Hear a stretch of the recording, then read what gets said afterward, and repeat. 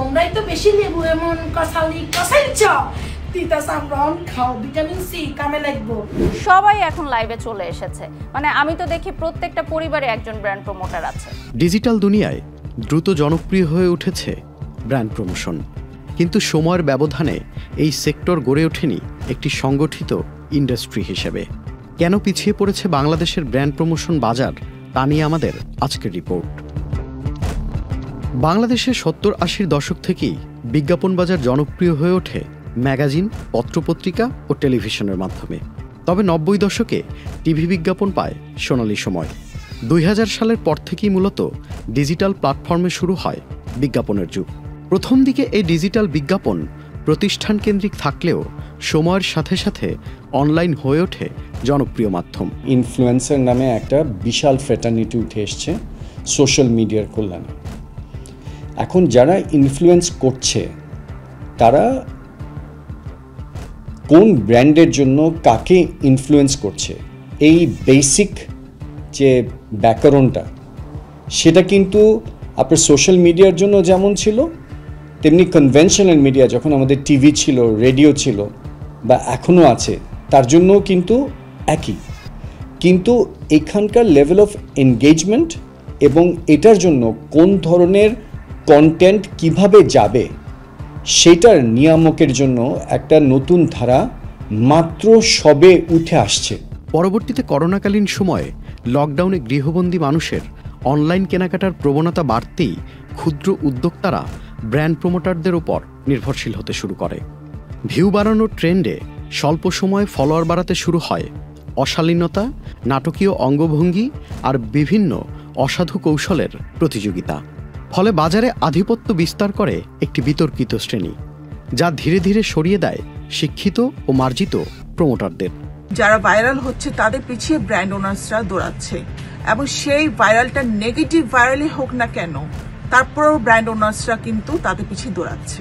অনেক আশেপাশে আমরা এরকম সিন দেখেছি কিন্তু, যে নর্মাল মানুষও কিন্তু ভাইরাল হয়ে সে ব্লগার হয়ে গেছে, সে ইনফ্লুয়েন্সার হয়ে গেছে।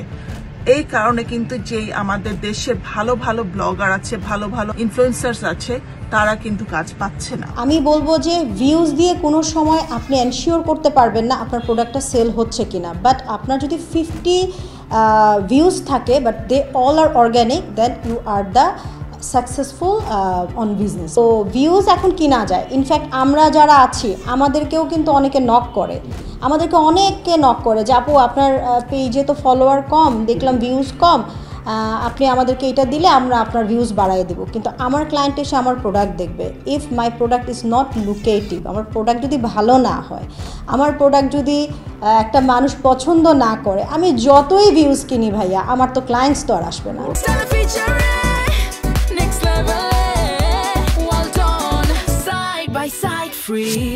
অন্যদিকে ছবি অঙ্গনে কাজ কমে যাওয়ার বাস্তবতায় অনেক অভিনেতা অভিনেত্রীও যুক্ত হন ব্র্যান্ড প্রমোশনে।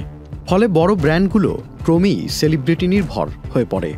সে যে সেক্টরের বা যেমন সেলিব্রিটি হয়, শুধু ভাইরাল হলেই হলো।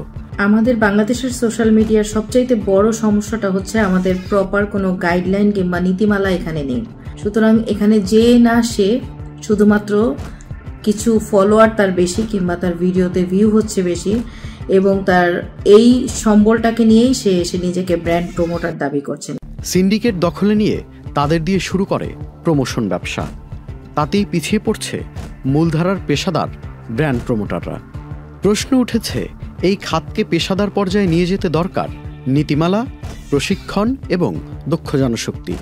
নয়তো ক্রমবর্ধমান ব্র্যান্ড প্রমোশন বাজার হারাতে পারে এর আসল মান এবং টেকসই ভবিষ্যৎ। যখন একটা নদীর স্রোত বয়ে চলে কোথাও, সেই নদীর স্রোতের সাথে সাথে কিন্তু অনেক নোংরা আবর্জনাও চলে আসে।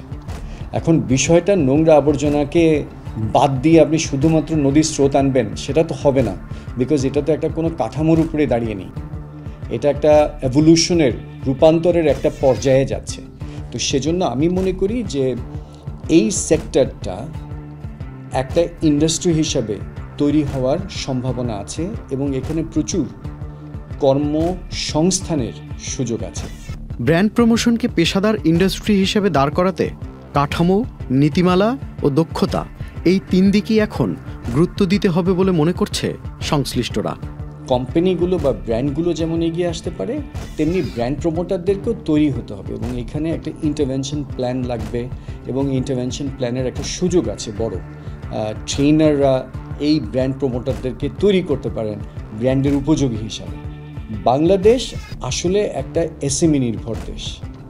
স্মল এবং মিডিয়াম এন্টারপ্রাইজের জন্য অনেক টাকা খরচ করে বিজ্ঞাপন করা সম্ভব হয় না, কিন্তু তাদেরও অ্যাওয়ারনেস লাগে, তাদেরও ব্র্যান্ড ইমেজ লাগে, তাদেরও আসলে পজিশনিং লাগে এবং এইসব জিনিস করতে গেলে ব্র্যান্ড প্রমোটাররা বা আমরা যাদেরকে ইনফ্লুয়েন্সার বলছি তাদের কিন্তু একটা বড় রকমের সুযোগ আছে যে তারা এই ব্র্যান্ড ইনফ্লুয়েন্সারদেরকে কাজে লাগাতে পারে। পাশাপাশি প্রমোশনের নামে শুধু ভিউর জন্য যাকে তাকে এনে প্রমোশন করার ক্ষেত্রেও ব্র্যান্ড মালিকদের সংযত হতে হবে বলে মনে করছে নেটিজনেরা। এখানে আরও ব্র্যান্ড প্রমোটার প্রয়োজন, আরও নতুন মুখ প্রয়োজন, কারণ এটা একটা অনেক সম্ভাবনাময় খাত। Tanfir Limon, channel I.